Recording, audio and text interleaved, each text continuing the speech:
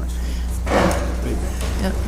Along those lines, how best would you recommend that we communicate with the Common Council? I mean, you Either can, on our issues, or if the Common Council needs to communicate with us? I would say you can send them an email and kind of give them the opportunity to reach out to you guys. If they have questions, then it should be on them to reach out to you since they're not here at the appropriate time. Yeah. Obviously, the issues is when we don't communicate, we have an issue, but Right. I do want to thank you for giving us the opportunity. It's great. It's, I guess we have to do this. Yeah. We serve a function of government, just like other entities do, and it's important that we all understand each other, understand each other's mission, and are able to cooperate. We find that one of the biggest questions from a council point of view is not a full understanding of what we really do. And I think there The Landmark Preservation Board. Yes, Yeah. Landmark Preservation Board. Yeah. What we really do, and I think in many cases, the council thinks we do things that we don't do.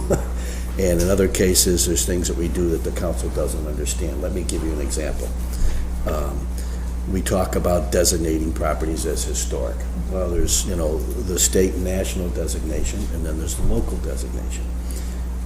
The national designation, of which there are many neighborhoods and many structures around, not just the city, but central New York. If in fact you use your own funds to do things to your property, there's hardly ever any review. We may review things because they're adjacent to a national district, especially on city projects, those kinds of things.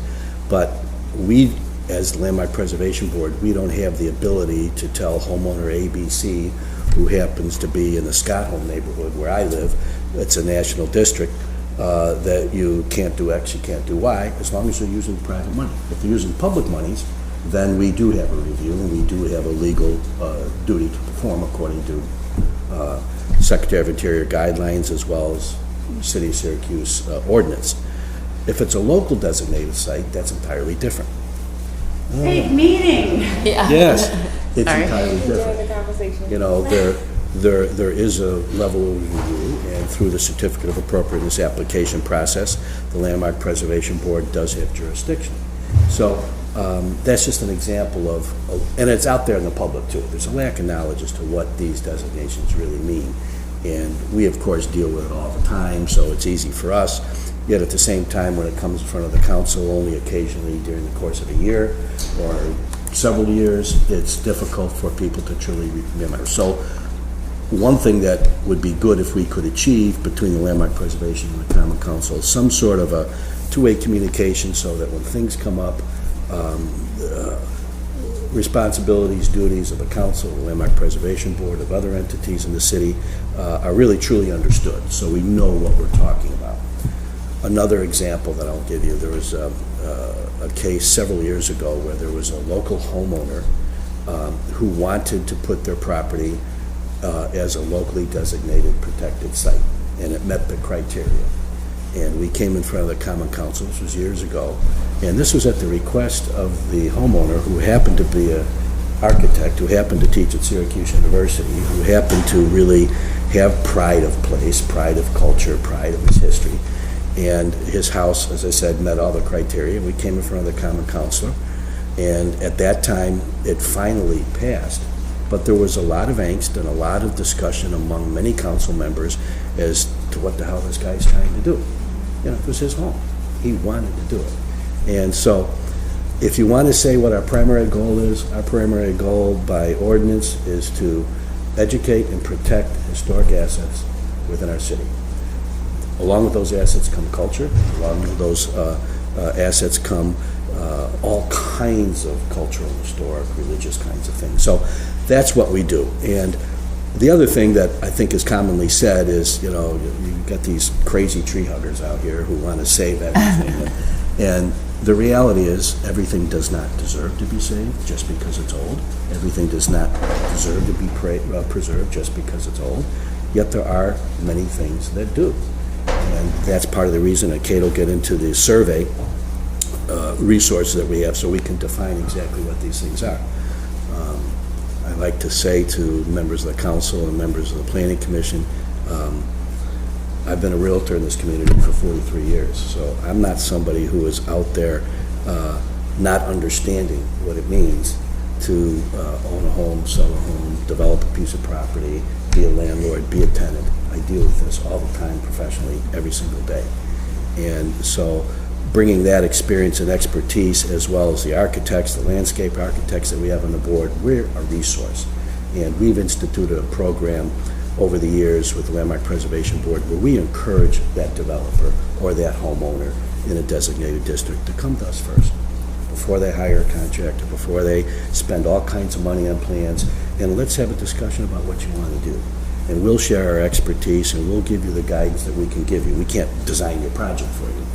But that said, we are, even with the new ordinance coming in, we are the only design entity in the city of Syracuse. So there's a multiple layer of roles that we play. And, you know, not to beat a dead horse, but if we can find a way to truly understand where each other's coming from and have an open communication so that we don't get in a situation where we've got several things that'll be coming up in front of the Common Council over the next year or two and over the next few months.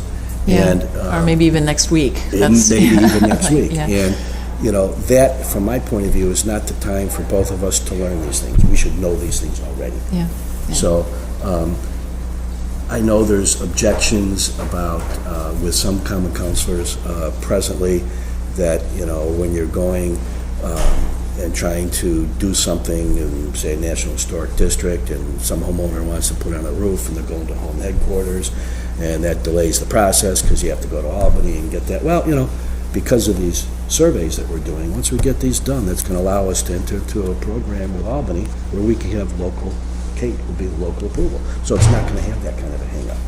And these kinds of things are happening all the time. There's all kinds of changes. And that's another reason for us to all stay in communication. I understand clearly that an individual counselor to an individual constituent has a different responsibility than we have. Yet at the same time, if we don't know what the law is, what our job is, what our responsibility is, as well as yours, I don't think the job gets done well. Yeah, and so as Don was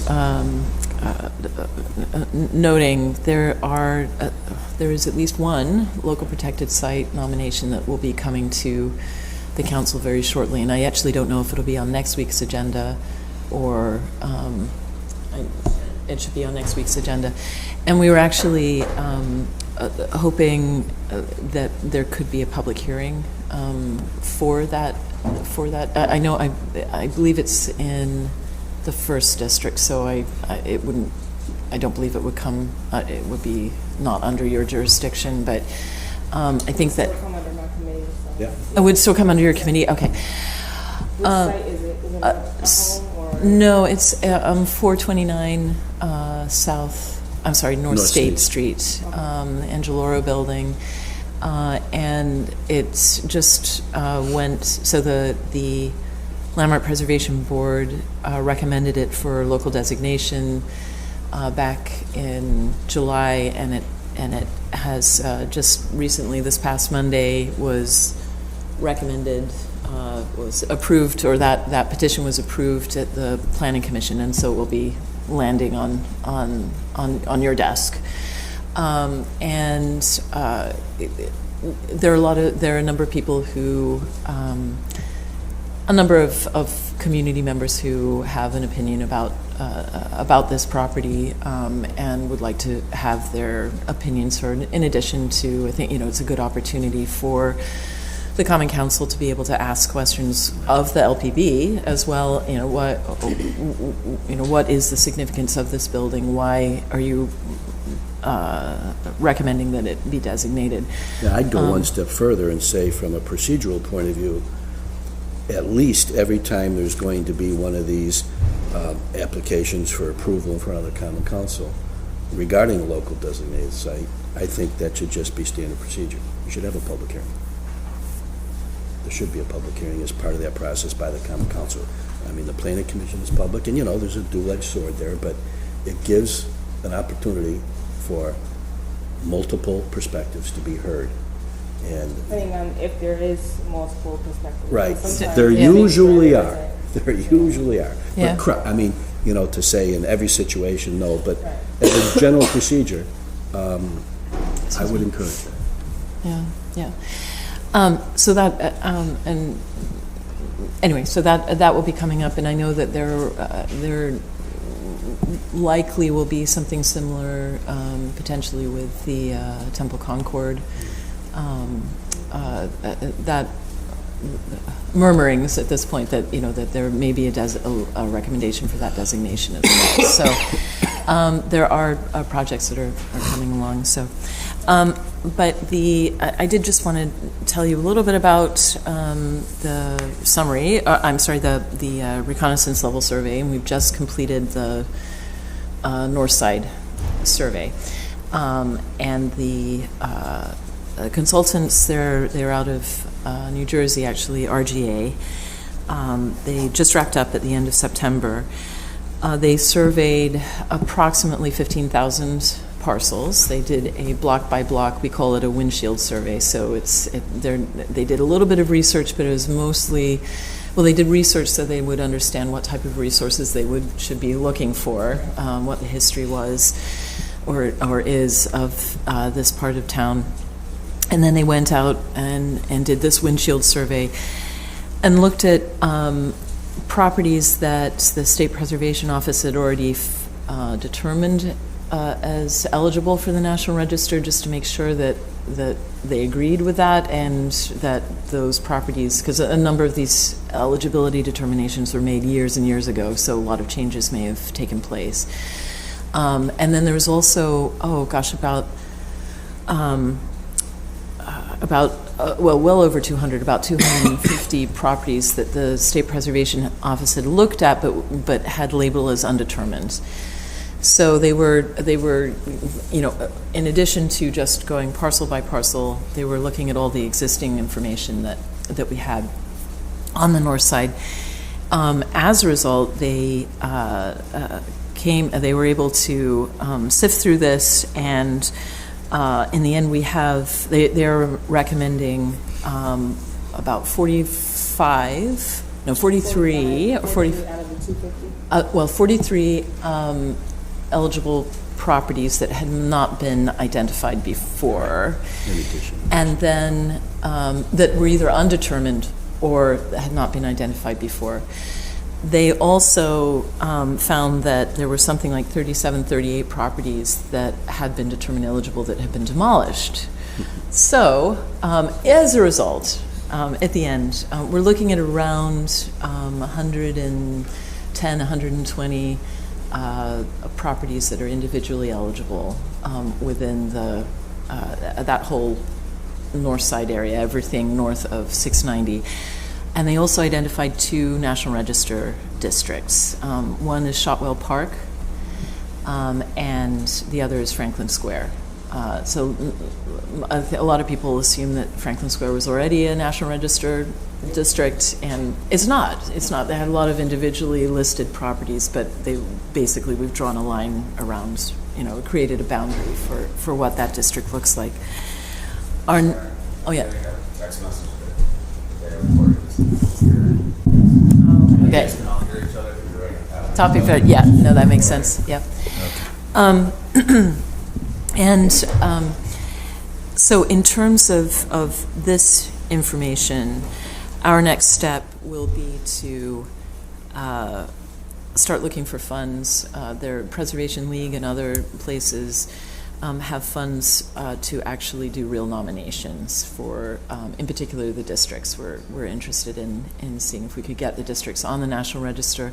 Of course, that will take approval of the property owners. At least 51% of the property owners would have to approve. But we would like to start with the districts, and the district nominations. I'm in particular interested in the Shotwell Park area, would make those properties eligible for the residential tax credits. And again, this is the National Register. This is not a local designation that we're talking about. And there is a summary report, and I can share that with the the council, I could send it out as an email to the councilors, and I can actually also give you, I can give you a copy if you if you'd like that. I would also add that when we're talking about these kinds of things, and this is where my expertise as a realtor comes into play, there is really no definitive study done nationally that guarantees and proves that National Register designation increases property values. It does, and there have been studies, minimally it stabilizes. Okay. And historically in our area, if you look at the Sedgwicks and you look at the Berkeley Parks and the Scott Home areas, they have increased in value. There is a pride of place. And that's another reality that I think some members of the public, maybe some members of government don't truly understand. These things aren't private, these things are public. When, as a realtor, when I sell a home in a National Register district, I'm required by law to disclose that. People know that they're buying into those areas, and if they don't know, they haven't listened. Plus, it's in public record. So you're talking about creating a situation in the city of Syracuse where this is a tool that can be very much viewed as an economic development tool that can be used to minimally stabilize a neighborhood, stabilize an area, if not generally improve it and have it increase in value. So the idea that national preservation and local preservation are a hindrance to development is not true.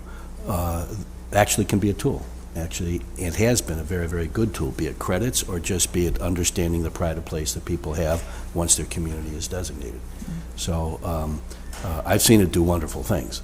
And I've just, as I said, in 43 years in the industry, I've not seen a downside here locally. I just really haven't. Okay. So phase one is completed, and we're actually now going out to bid for phase two. And this is the map for phase two, which we applied and received CLG funding for back in the spring. And this area actually has about 1,000 fewer parcels. But it includes most of, well, it's sort of the west side and the far west side and parts of the south side. Again, we're anticipating some additional small National Register historic districts. There's been some survey that has been done already here, and you know but the methodology will be again the same for the. So when would you guys start this one?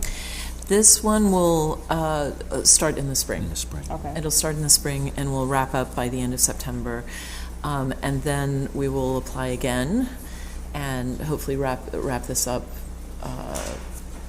It'll be a couple of years. So you would have to do 2 more. How many phases in total? Three. Is it 4? Three. So we just have to do one more after this one. Okay.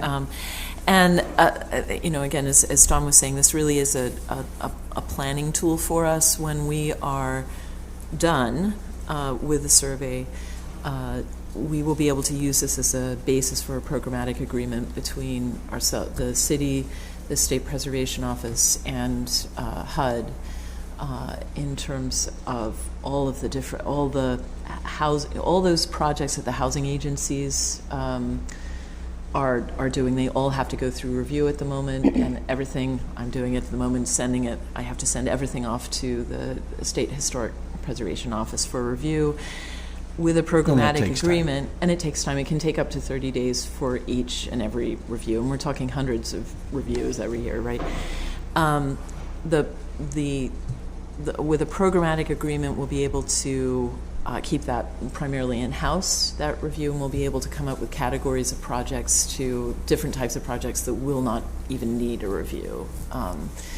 At present, everything does. So we're, you know, apart from getting a really good idea about where and what our historic resources are in the city, we're hoping that we know this will also be streamlining the various reviews that have to take place anyhow. So Yeah, so I think that's what I wanted to share with the council, and I'll be happy to send around the phase one as well. I can send the map around as well, and so everyone is aware of where we're going next. The next time you'll, in terms of this survey, let's see, early November is when the proposals will be coming back in.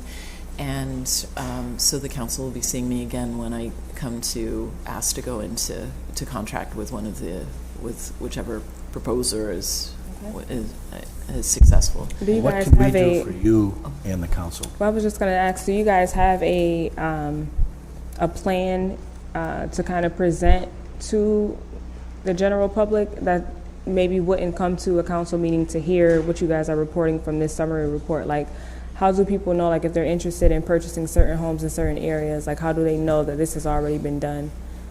What do you do, like, as a public campaign? Oh, that would be From your interesting. Yeah. Whatever we can get funding for.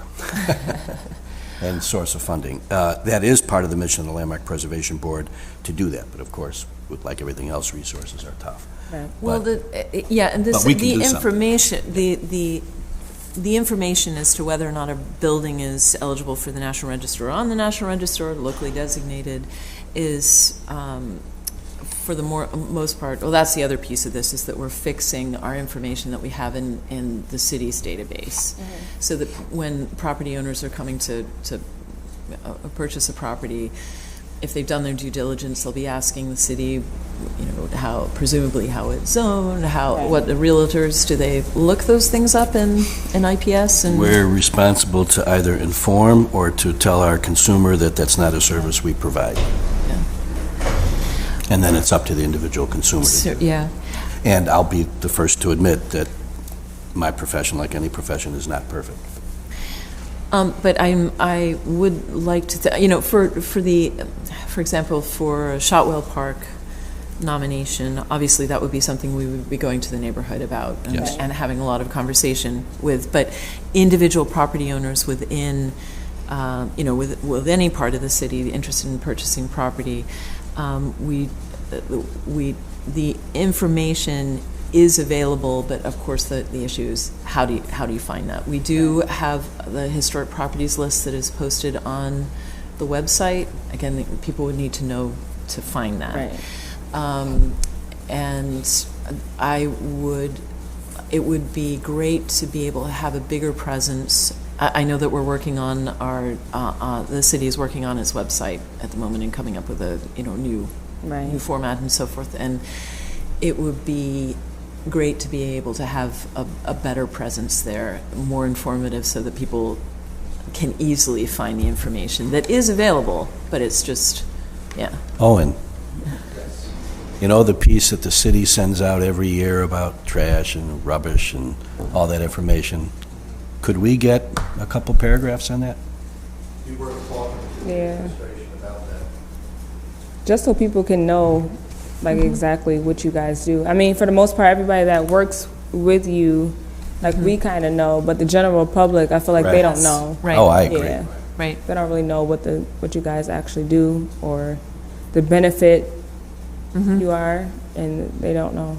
And even if it was a reference To a source. to a source. Yeah, yeah. Maybe it's not a full explanation there. Right. Please see more information. A couple paragraphs. The city has A couple paragraphs. Just a couple. resources for more information, please go. Right, Right. right. Okay. Good thought. So maybe you guys bring that to the administration now while they're actually doing the website. I Yep. think that makes sense, so that way you can have a bigger presence on the webpage, but then also, like you said, when the pamphlets and everything goes out. That go out. Yeah. Yep. Because to do that on your own, that's a high cost. Oh, yes, sure. it is. Oh, yeah. Yes, it is. Yeah.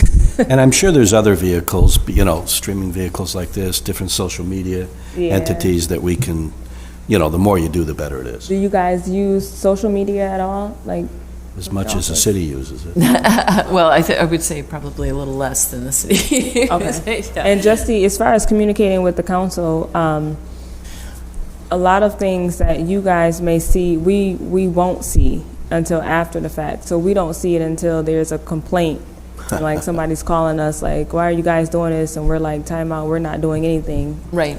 So just the communication, like from the beginning, I would appreciate that. Yep. Especially if it's in my district.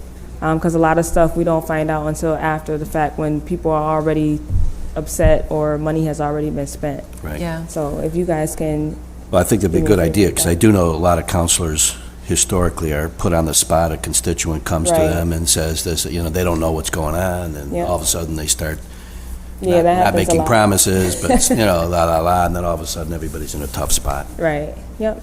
So if that communication can be a little better, I think that will Yep. help out a lot in a lot of areas. Okay.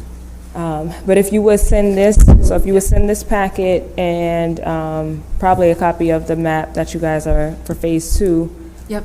and then I would just say in the email, just ask if anybody has any questions, or if they Yep. want to sit down with you guys individually and meet. Oh, I think that would absolutely. be good as well, and that way they can get their questions out. Yep. then. Absolutely. Absolutely. Be more than happy to. Okay, Thank you for your all time, right, Council. so thank you, I appreciate it. Yep. All right.